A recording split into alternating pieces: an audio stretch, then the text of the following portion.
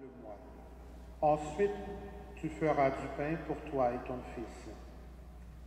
Car ainsi parle le Seigneur, Dieu d'Israël. Jarre de farine, point ne s'épuisera. Vase d'huile, point ne se videra, jusqu'au jour où le Seigneur donnera la pluie pour arroser la terre. La femme alla faire ce qu'Élie lui avait demandé. Et longtemps, le prophète, elle-même et son fils, eurent à manger.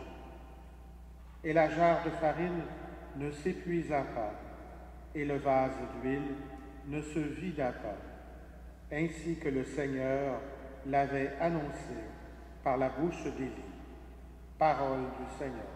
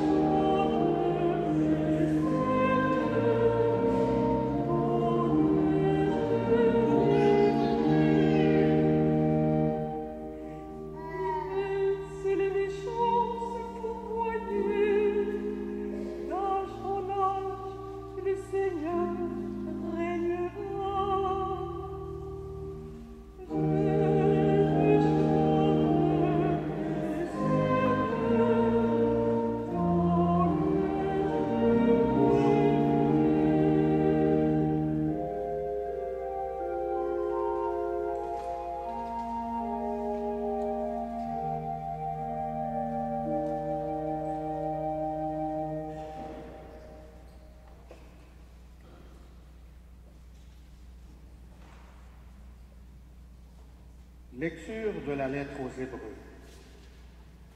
Le Christ n'est pas entré dans un sanctuaire construit par les hommes, qui ne peut être qu'une copie du sanctuaire véritable. Il est entré dans le ciel même, afin de se tenir maintenant pour tous devant la face de Dieu. Il n'a pas à recommencer plusieurs fois son sacrifice, comme le grand prêtre qui, tous les ans, entrait dans le sanctuaire en offrant un sang qui n'était pas le sien.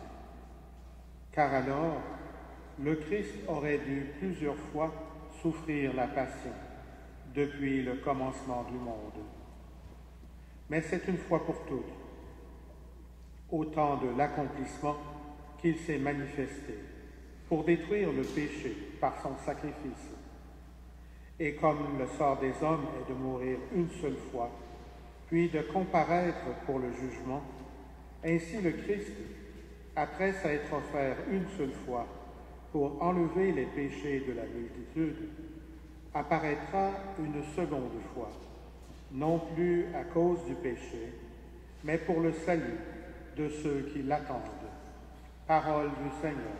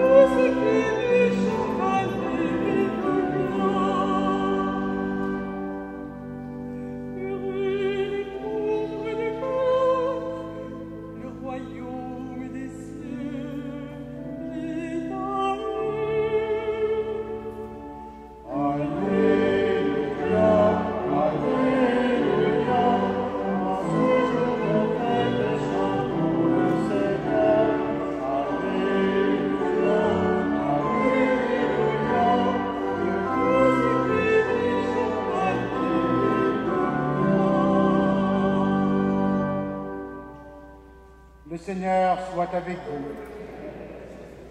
Évangile de Jésus-Christ selon saint Marc. Dans son enseignement, Jésus disait: « Méfiez-vous des scribes qui tiennent à sortir en robe solennelle et qui aiment les salutations sur les places publiques, les premiers rangs dans les synagogues et les places d'honneur dans les dîners. Ils dévorent les biens des veuves et affectent de prier longuement. Ils seront d'autant plus sévèrement condamnés. » Jésus s'était assis dans le temple en face de la salle du trésor et regardait la foule déposer de l'argent dans le tronc. Beaucoup de gens riches y mettaient de grosses sommes.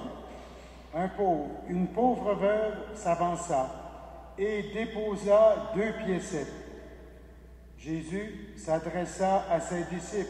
« Amen, je vous le dis, cette pauvre veuve a mis dans le tronc plus que tout le monde, car tous, ils ont pris sur leur superflu, mais elle a pris sur son indigence, elle a tout donné, tout ce qu'elle avait pour vivre. »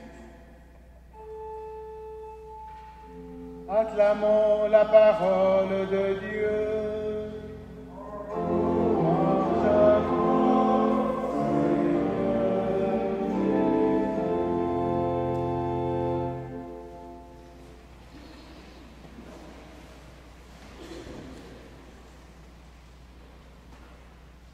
Notre rapport à l'argent dit beaucoup de ce que nous sommes. Il y a plusieurs textes de l'Évangile qui se penchent sur l'argent et la richesse.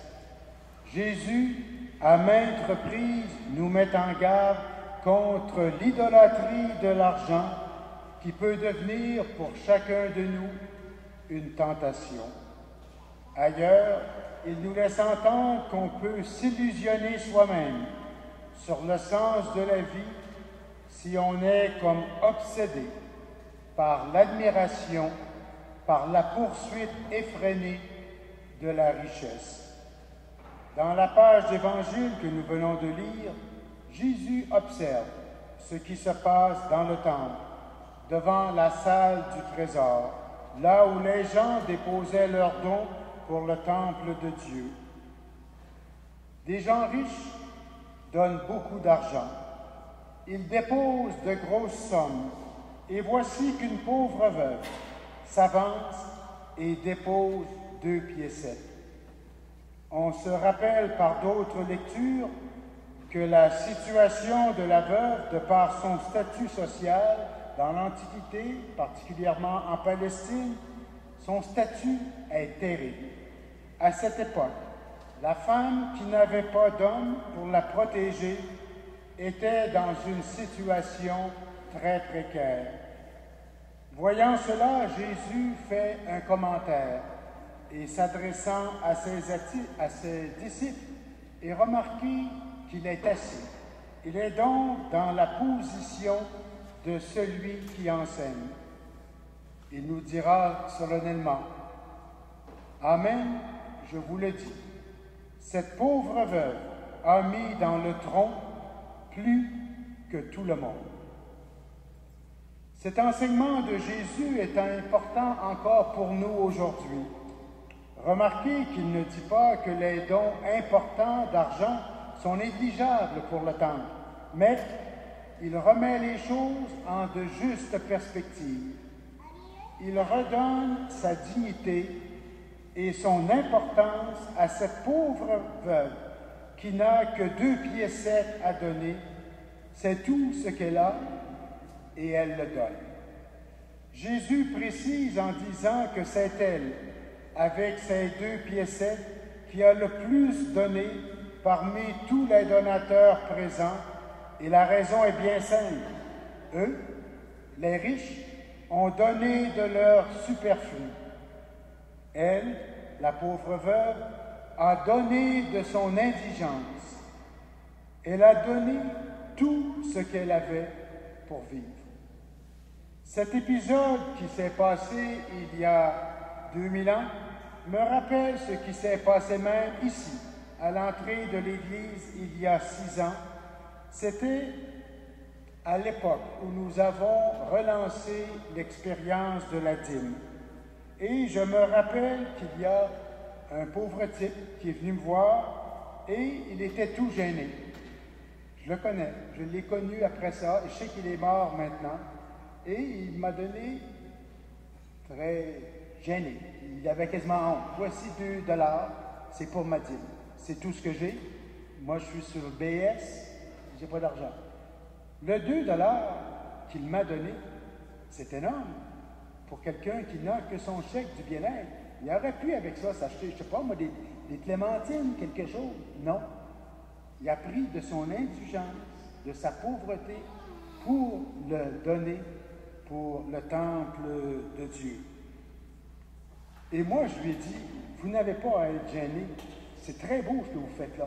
Ce $2 là est important. Il faut savoir faire nôtre, comme Jésus l'a fait pour la pauvre veuve, le regard que Dieu porte sur les personnes.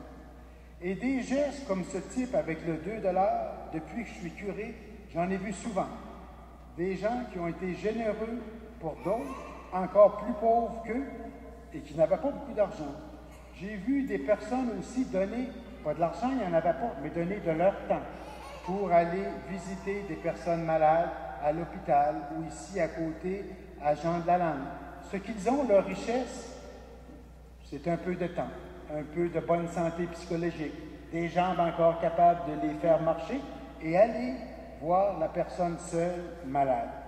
J'ai vu beaucoup de ces gestes. Dans le fond, ce qui est important, ce n'est pas tant la somme d'argent que vous donnez, mais ce que cela représente pour vous. Si nous poussons un peu plus loin, nous pourrions dire ou nous demander qu'est-ce que nous sommes prêts à donner de nous-mêmes pour Dieu et pour les autres. Ça peut être de l'argent, mais ça peut être aussi bien d'autres choses. Qu'est-ce qu'on est prêt à donner de nous-mêmes pour les autres? La veuve de Sarepta était dans un état précaire, elle et son enfant, suite à la sécheresse terrible qui sévissait à ce moment-là dans le pays. Elle a pourtant donné. Elle a eu confiance dans la parole du prophète Élie qui parlait au nom de Dieu. Et voilà que par intervention divine, sa jarre de farine ne s'épuisa pas et le vase d'huile ne se vidait pas. Nous sommes invités ce matin, je crois, à réfléchir à notre rapport à l'argent et surtout au don de nous-mêmes que nous sommes prêts à faire pour les autres et pour Dieu. Dieu qui voit ce qui se passe dans notre cœur et qui saura nous le remettre largement. Amen.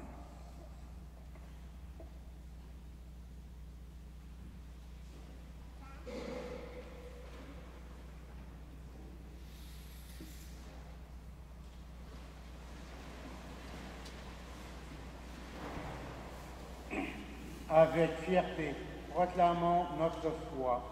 Je crois en Dieu, le Père Tout-Puissant, Créateur du ciel et de la terre, et en Jésus-Christ, son Fils unique, notre Seigneur, qui a été conçu du Saint-Esprit, est né de la Vierge Marie, a souffert sous Ponce Pilate, a été crucifié, est mort et a été enseveli, est descendu aux enfers le 3e jour,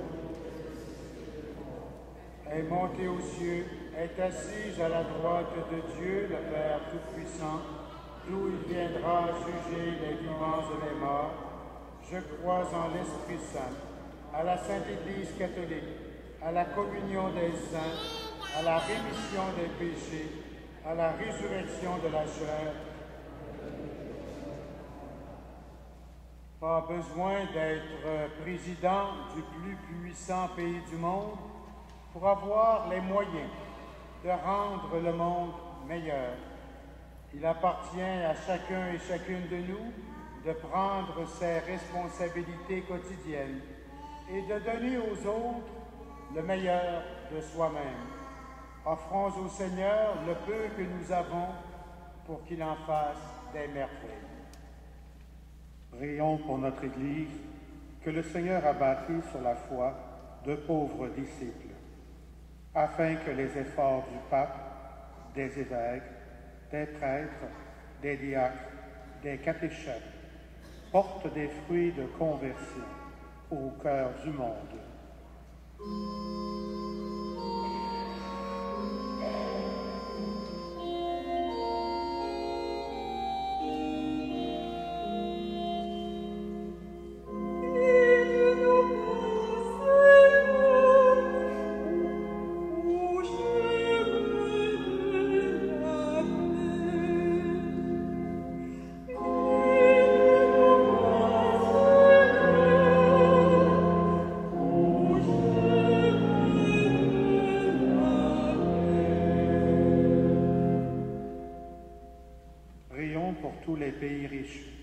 Afin qu'ils veillent à ne pas exploiter les ressources naturelles des pays plus pauvres et consentent généreusement au partage des biens matériels.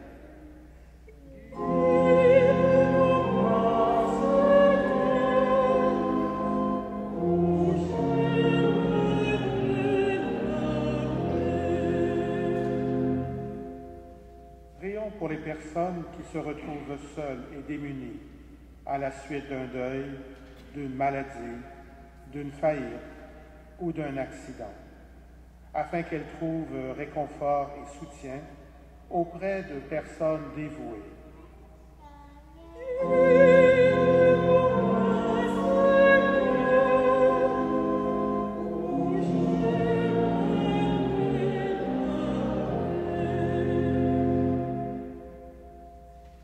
Prions pour tous les membres de notre communauté, afin que ni la peur ni l'insécurité ne les empêchent de se mettre au service les uns des autres.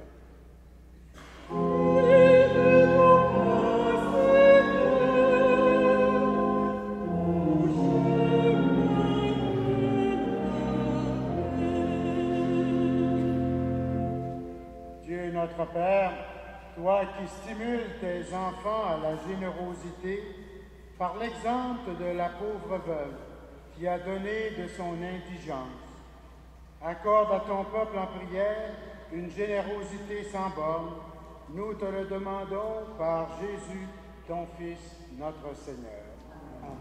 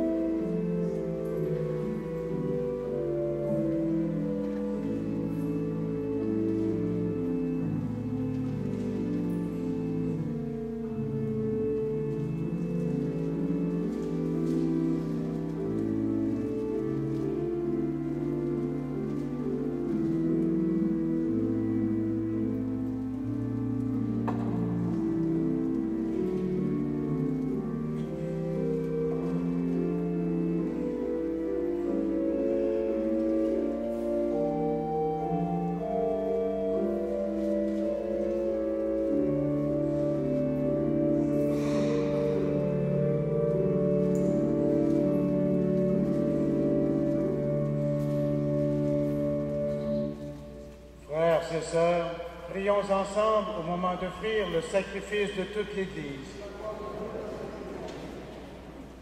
Sur les offrandes que nous présentons, Seigneur, jette un regard de pardon et de paix.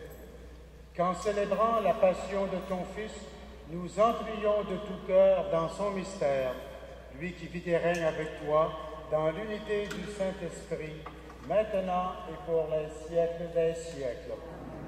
Le Seigneur soit avec vous. Élevons notre cœur. Rendons grâce au Seigneur notre Dieu. Vraiment, il est juste et bon de te rendre gloire, de t'offrir notre action de grâce toujours et en tout lieu, à toi, Père très saint, Dieu éternel et tout-puissant. Oui, nous le reconnaissons. Afin de secourir tous les humains, tu mets en œuvre ta puissance et tu te sers de notre condition mortelle pour nous affranchir de la mort.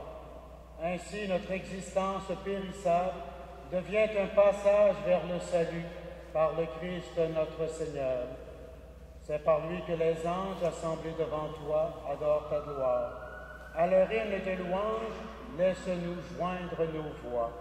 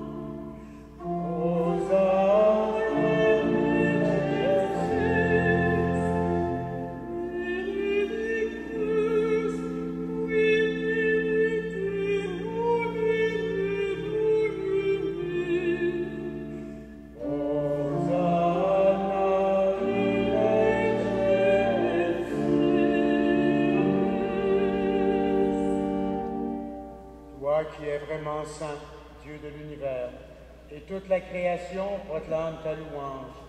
Car c'est toi qui donnes la vie, c'est toi qui sanctifies toutes choses par ton Fils, Jésus-Christ notre Seigneur, avec la puissance de l'Esprit Saint. Et tu ne cesses de rassembler ton peuple, afin qu'il te présente partout dans le monde une offrande pure. C'est pourquoi nous te supplions de consacrer toi-même les offrandes que nous apportons. Sanctifie-les par ton esprit pour qu'elles deviennent le corps et le sang de ton Fils, Jésus-Christ notre Seigneur, qui nous a dit de célébrer ce mystère. La nuit même où il fut livré, il prit le pain, en te rendant grâce, il le bénit, il le rompit et le donna à ses disciples en disant: prenez et mangez-en tous, ceci est mon corps livré pour vous.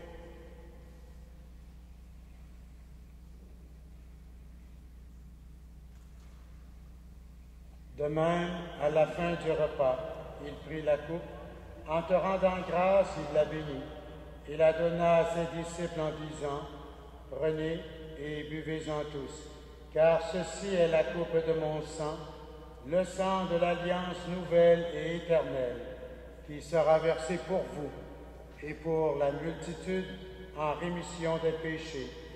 Vous ferez cela en mémoire de moi.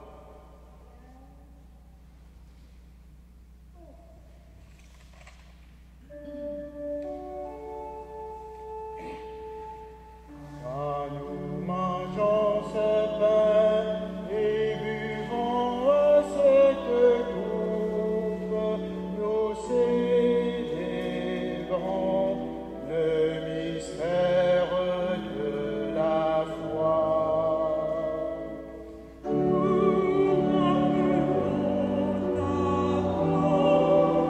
Seigneur ressuscité,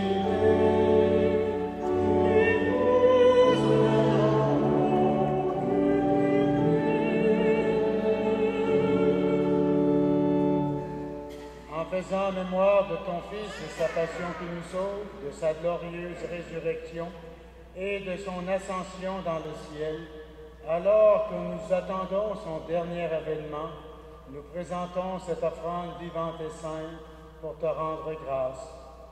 Regarde, Seigneur, le sacrifice de ton Église et daigne y reconnaître celui de ton Fils qui nous a rétablis dans ton alliance. Quand nous serons nourris de son corps et de son sang, et remplis de l'Esprit Saint, accorde-nous d'être un seul corps et un seul esprit dans le Christ. Que l'Esprit Saint fasse de nous une éternelle offrande à ta gloire, pour que nous obtenions un jour les biens du monde à venir auprès de la Vierge Marie, l'Immaculée Conception, avec les apôtres et les saints de tous les temps qui ne cessent d'intercéder pour nous. Et maintenant, nous te supplions, Seigneur, par le sacrifice qui nous réconcilie avec toi, étends au monde entier le salut et la paix. Affermis la foi et la charité de ton Église au long de son chemin sur la terre. Veille sur ton serviteur, le pape Benoît XVI, notre évêque Christian, l'ensemble des évêques, les prêtres, les diacres et tout le peuple des rachetés. Écoute les prières de ta famille assemblée devant toi et ramène à toi, Père très aimant, tous tes enfants dispersés. Pour tous nos frères et sœurs défunts, et spécialement ce matin pour M. André Robillard et tous ceux qui ont quitté ce monde et dont toi seul connais la droiture, nous te prions. Reçois-les dans ton royaume, où nous espérons être comblés de ta gloire, tous ensemble et pour l'éternité, par le Christ notre Seigneur, par qui tu donnes au monde toute grâce et tout bien. Par lui, avec lui et en lui, à toi Dieu le Père Tout-Puissant, dans l'unité du Saint-Esprit, tout honneur et toute gloire pour les siècles des siècles.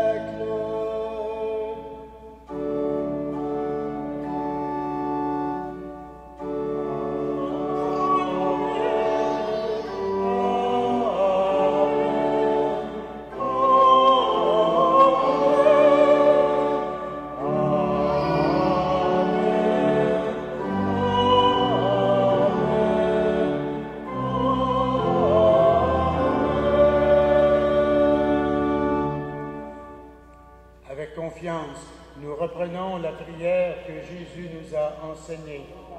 Notre Père, qui es aux cieux, que ton nom soit sanctifié, que ton règne vienne, que ta volonté soit faite sur la terre comme au ciel. Donne-nous aujourd'hui notre pain de ce jour. Pardonne-nous nos offenses, comme nous pardonnons aussi à ceux qui nous ont offensés. Et ne nous soumets pas à la tentation, mais délivre-nous du mal. Délivre-nous de tout mal, Seigneur, et donne la paix à notre temps. Par ta miséricorde, libère-nous du péché, rassure-nous devant les épreuves. En cette vie où nous espérons le bonheur que tu promets et l'avènement de Jésus-Christ, notre Sauveur.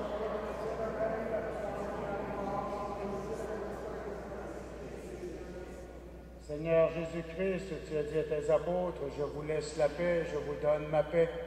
Ne regarde pas nos péchés, mais la foi de ton Église. Pour que ta volonté s'accomplisse, donne-lui toujours cette paix et conduis-la vers l'unité parfaite, toi qui vis et règnes pour les siècles des siècles. Que la paix du Seigneur soit toujours avec vous.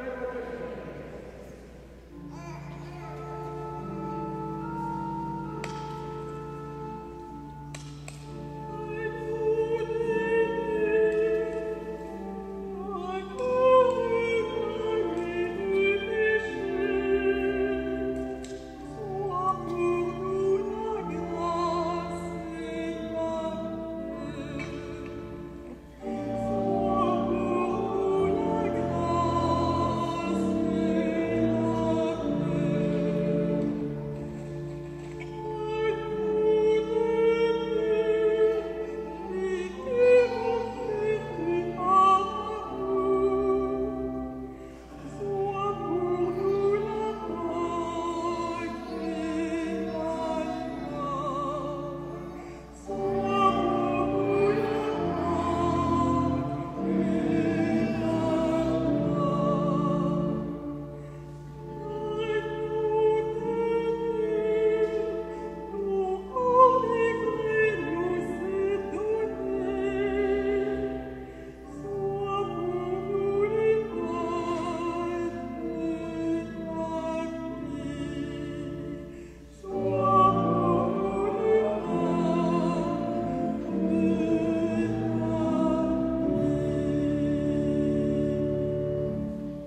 Heureuses les invités au repas du Seigneur.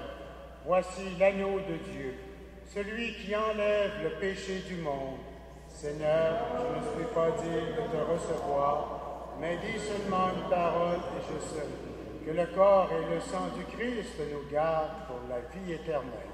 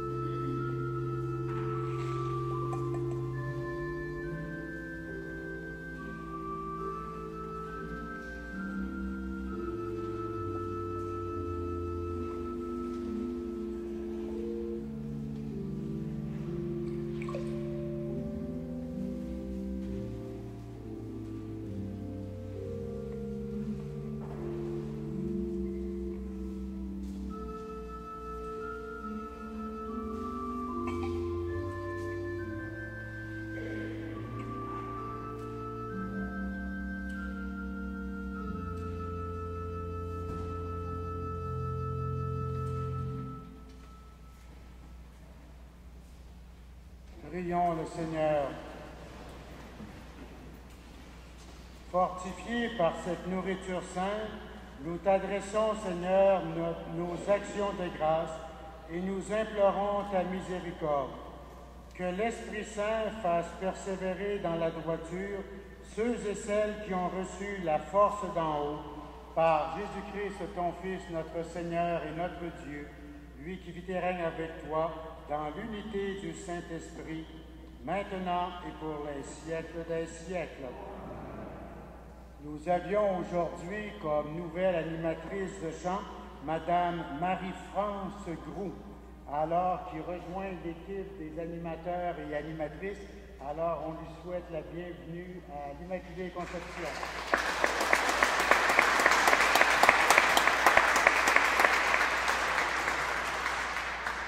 J'ai remarqué aussi l'entrée discrète tout à l'heure de deux collaborateurs de notre paroisse. D'abord, Marjolaine, notre marlière, et Olivier, son époux, et avec le petit bébé qu'il vient d'avoir, la petite Clémence, sont à l'arrière de l'église.